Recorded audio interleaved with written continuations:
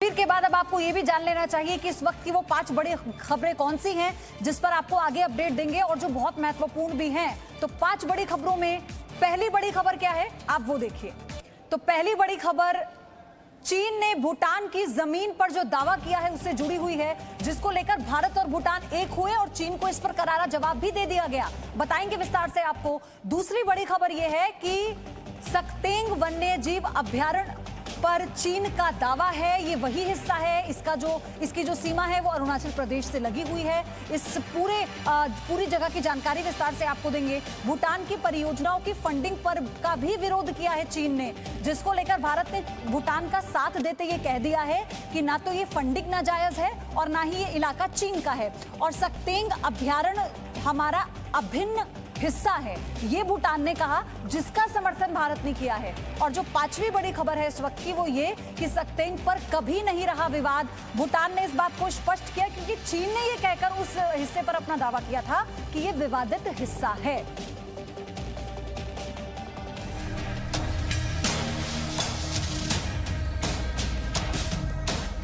भूटान की जमीन पर चीन ने बुरी नजर डाली है।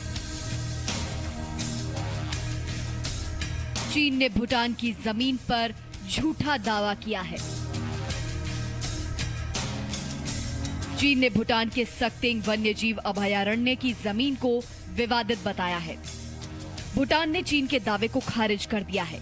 खास बात यह है कि भारत भूटान की आवाज बनकर उभरा और चीन को ठोस जवाब दिया।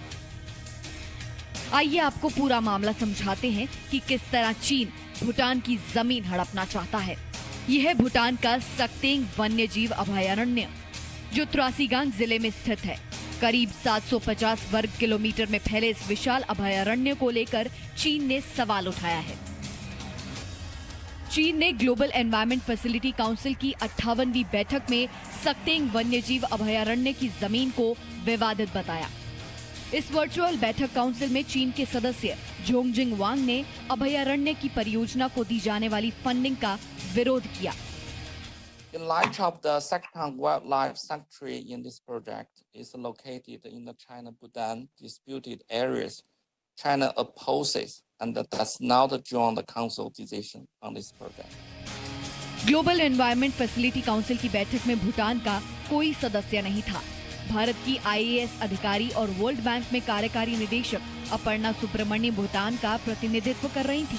अपर्णा ने चीन के दावे का कड़ा विरोध किया। अपर्णा ने कहा कि सक्तेंग वन्यजीव अभयारण्य पर चीन की आपत्ति बिल्कुल गलत और बेबुनियाद है। काउंसिल में चीन के प्रतिनिधि ने जो दावा किया उसे भूटान पूरी तरह खारिज करता है। सक्तेंग वन्यजीव अभयारण्य भूटान का अभिन्न और संप्रभु हिस्सा है। चीन और भूटान के बीच सीमा वार्ता के दौरान सक्तेंग कभी विवादित क्षेत्र के तौर पर सामने नहीं आया। सच्चाई ये है कि चीन और भूटान के बीच सीमा का विभाजन साफ नहीं है। फिर भी सक्तेंग अभयारण्य की जमीन को लेकर आज तक कभी कोई विवाद नहीं रहा, लेकिन चीन इसे हड़पने की साजिश कर रहा है। और ग्लोबल एनवायरमेंट फैसिलिटी काउंसिल की बैठक में जब सक्तेंग अभयारण्य की फंडिंग का मुद्दा उठा तो चीन को विवाद खड़ा करने का मौका मिल गया। चीन चाहता था कि सक्तेंग पर उसकी आपत्ति को बैठक की अंतिम रिपोर्ट में दर्ज किया जाए, लेकिन चीन का ये दांव कामयाब नहीं हो सका। चीन के विरोध के बावजूद काउंसिल में सक्तेंग को फंड जारी करने का प्रस्ताव पास हो गया। ब्यूरो रिपोर्ट, जी मीडिया। तो अब आपको 2 तस्वीरें देखनी चाहिए। 2017 की तस्वीर, आप ये समझेंगे क्या विवाद है डोकलाम को लेकर, और आज की तस्वीर, क्योंकि ये 2 हिस्से, डोकलाम जिस पर चीन की बुरी नजर थी 2017 में उसने जो चालाकी की, और 2020 की तस्वीर जो हम दिखा रहे हैं सेकतांग की, ये वो हिस्सा है जिस पर चीन अपना आधिपत्य जमाना चाहता है। भूटान के त्रासीगांग जिले में ये स्थित है। अभयारण्य 750 वर्ग किलोमीटर में फैला है, अरुणाचल प्रदेश की सीमा से सटा है, भूटान जैविक संरक्षण परिसर का हिस्सा है और चीन ने अभयारण्य की जमीन को विवादित बताते हुए इस पर अपना दावा कर दिया है। लेकिन आप समझिए चीन की चालाकी और 2 तस्वीरें दिखाने का मकसद ये कि क्या एक और डोकलाम बनने जाएगा सेकतांग। लेकिन ये 2017 नहीं है अगर भूटान की हम बात करें, ये 2020 है। और भूटान भी ये कहता है, क्योंकि भारत जब भूटान के साथ होकर दो टूक ये कह देता है कि इस मसले पर कोई विवाद नहीं है, सीमा का कोई विवाद नहीं है, तो फिर चीन इस तरह से अतिक्रमण वाला चरित्र दिखाकर दूसरे देश को यानी भूटान को डरा नहीं सकता। मनीष शुक्ला को आप देख रहे हैं, जुड़ चुके हैं मेरे साथ। कृष्ण मोहन मिश्रा मेरे सहयोगी भी हमारे साथ आपको पल पल की जानकारी इस चीन भारत सीमा विवाद पर कृष्ण मोहन मिश्रा पहुंचा रहे हैं। मनीष, लेकिन मैं पहले आपके पास आ रही हूं। भारत का साथ मिलते ही भूटान का जोश भर जाना और ये कह देना कि ये हिस्सा हमारा है और चीन जिसे विवादित बताता है ये अभिन्न अंग है और हम मिलकर लड़ेंगे इसके लिए।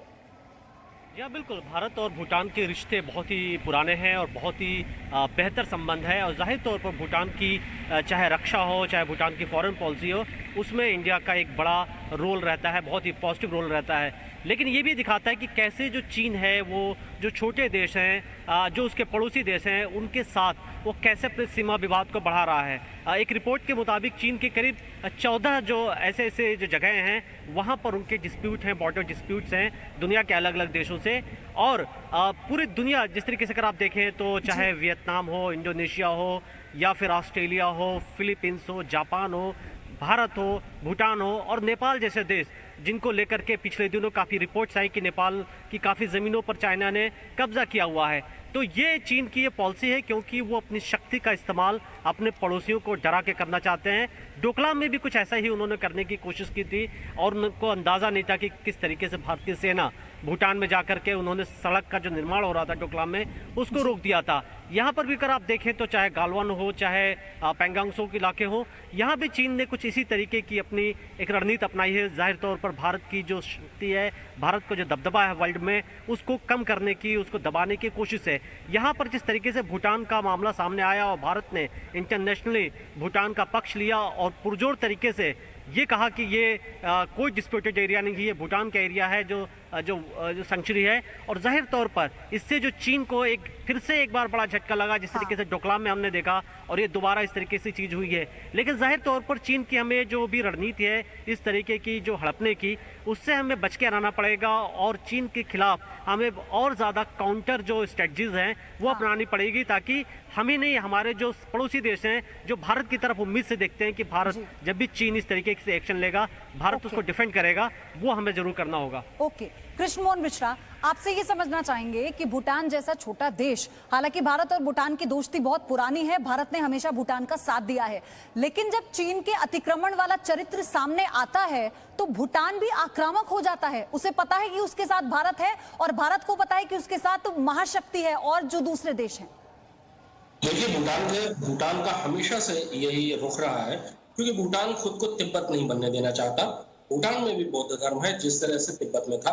भूटान के भी भारत के साथ बहुत पुराने संबंध रहे हैं, धार्मिक, सांस्कृतिक, व्यापारिक, राजनीतिक, हर तरह के संबंध रहे हैं जैसे तिब्बत के रहते थे।